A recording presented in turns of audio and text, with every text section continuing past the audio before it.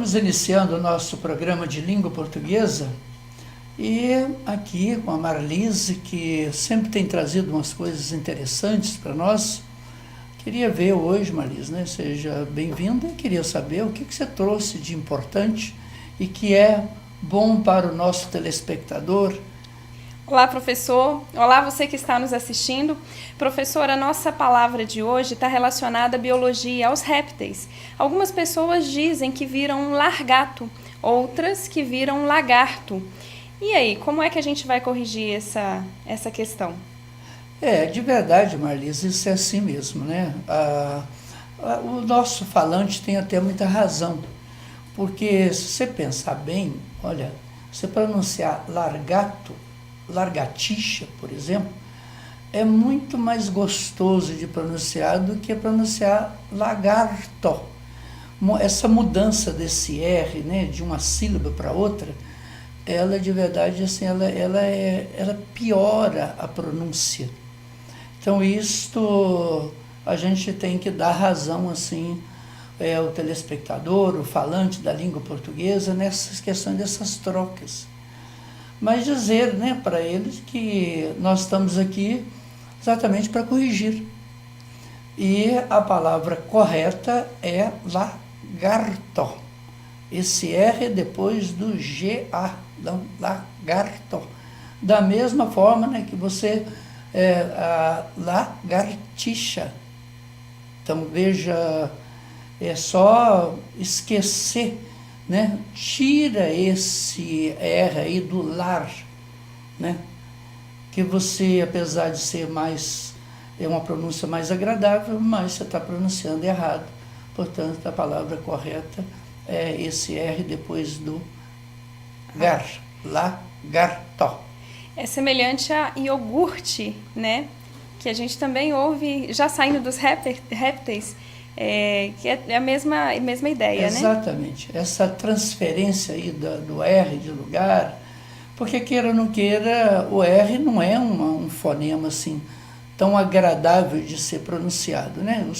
Nós temos fonemas mais agradáveis e outros menos. Esse oferece uma certa dificuldade. Pode ver que a criança, quando começa a falar, essa pronúncia do R, né? Ela é mais complexa mesmo, né? É verdade. Obrigada, professor. Nós agora vamos falar lagartos, iogurtes, lagartixas, o jeito mais correto, né? E vamos à nossa placa, que está bastante interessante hoje, professor. De verdade, essa placa, né, escolhida para hoje, ela é muito interessante. São 2 pontos ali que nós podemos chamar a atenção. Tá assim, vende-se lenhas, né? Olha, sempre que você utiliza, que faz uma placa dessa, vende-se, compra, aluga-se, veja, você está usando um verbo que nós chamamos, na língua portuguesa, um verbo que nós chamamos de verbo transitivo direto. E aí, esse si, ele é passiva, quer dizer, é uma voz passiva. Olha, como você está falando aí de lenhas e não de lenha, você poderia estar falando de apartamentos, de casas, de terrenos. Veja, quando você está falando de alguma coisa que essa coisa está no plural, veja, qual é a palavra sobre a qual você está querendo chamar a atenção aí na sua placa? Não é a palavra lenhas? Se você utilizou lenhas no plural, você precisa também usar o verbo no plural, que é o vendem-se. Da mesma forma que vendem-se casas. Agora, se você tem uma casa só para vender, você coloca desse jeito que está aí, vende-se casa. Então você tem uma só, né? Você tem aluga-se apartamento, um apartamento só. Porque de verdade fica mais difícil para você entender, mas essa palavra lenhas aí, sobre a qual você está falando, e qual é o elemento sobre o qual nós falamos na frase? É sobre o sujeito. Então o sujeito dessa frase aí é lenhas.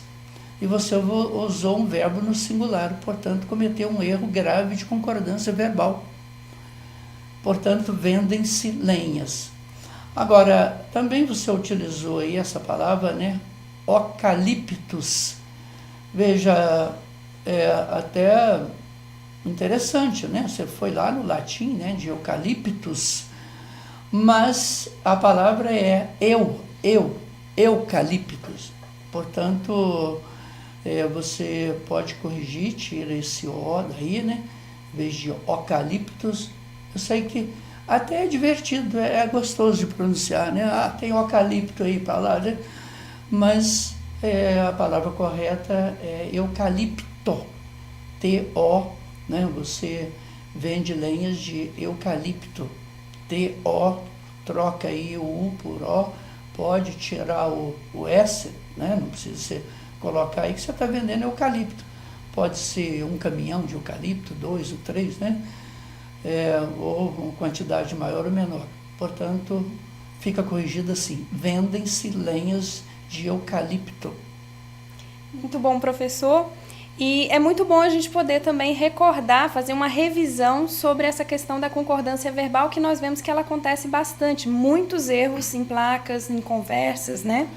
De verdade, Marisa, esse é um dos erros mais observados na língua portuguesa, tão observado quanto às vezes a pronúncia, porque a concordância, ela demonstra que a pessoa não está tendo aquele cuidado, porque qual que é o papel do verbo quando você usa um verbo? Ele está se referindo a um sujeito. Então, se esse sujeito está no singular ou no plural, portanto, o verbo vai concordar com isso, né? Nós compramos, nós vendemos, não é isso? Não é? Nós vendeu, não é isso? Porque você está vendo, é um plural. E vai exigir que o verbo concorde com ele. Okay? E você que está nos assistindo, então, envie a sua dúvida para o endereço que está aparecendo aqui na tela e vai ser um prazer trazer a sua dúvida com palavra ou então uma placa com alguma diferença para a gente comentar aqui no programa, né, professor? Isso, nós agradecemos aí a sua participação e daqui a pouquinho nós estaremos aqui com a professora Cláudia. Então nós queremos convidá-los a não sair daí, nos aguarde.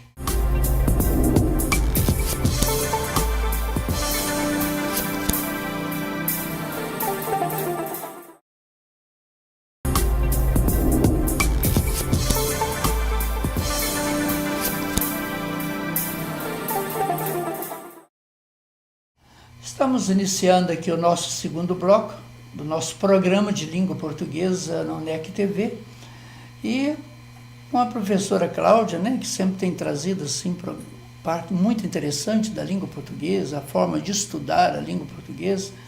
E no último programa, né, trouxe alguma coisa sobre a prova do Enem, né, que nós consideramos assim, muito importante, mas nós sabemos que há assim, assunto para vários programas, né, professor? Aí eu queria saber, né, o que você teria ainda hoje para orientar os nossos alunos com relação, assim, principalmente à prova de redação do Enem. O que nós temos aí de importante? Pois bem, professor, no programa anterior nós falamos sobre as competências que o aluno tem que ter para fazer uma boa redação no Enem. E falamos de 2 competências. As competências são 5. A primeira é que o aluno, né, o candidato, tenha domínio da norma culta.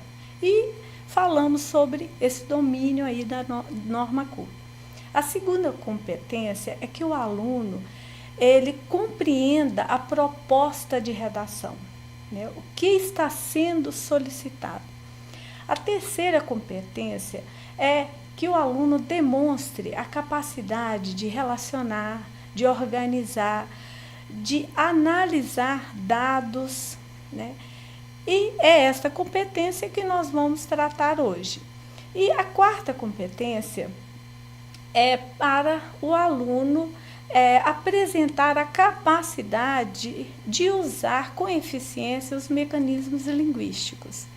E a última competência, né, a quinta competência, é que o aluno saiba apresente uma proposta de intervenção para esse problema.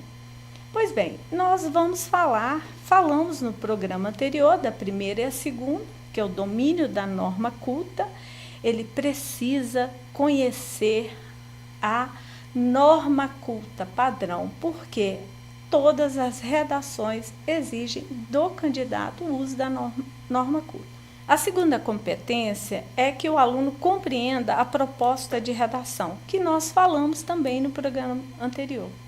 E hoje nós vamos falar da terceira competência, que é a capacidade de analisar, refletir, organizar o que está sendo solicitado, a temática, e que ele tenha a capacidade de relacionar com outros elementos, com outros conhecimentos que ele tem.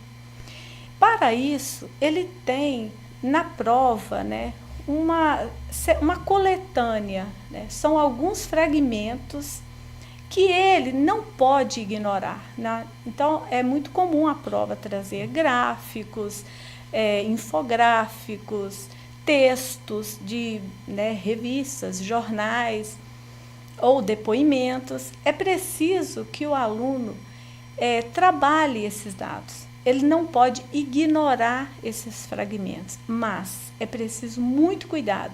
Não pode copiar nenhum dado. Desculpa até de interferir, professor, mas olha, é muito importante essa questão de analisar, né? Porque queira ou não queira, às vezes as pessoas, nós temos alguma preguiça e ficamos muito condicionados Sim. a fazer a mesma Repetir. coisa todo dia, repetir. Então, esta competência ela é muito importante, né, que eu também considero assim, para o aluno desenvolver essa capacidade científica, né? Sim, de se posicionar. Analisar. Isso. Que bom. Ele precisa se posicionar diante de um problema. Então, ele precisa de analisar esse problema, organizar, relacionar com outros fatores. Então, essa é a terceira competência. E a quarta competência também, que é muito importante, é como o aluno vai organizar esses fatos, né? Então, ele vai precisar de uma materialidade linguística, que se refere aos elementos coesivos, né? Como ele organiza todas essas informações.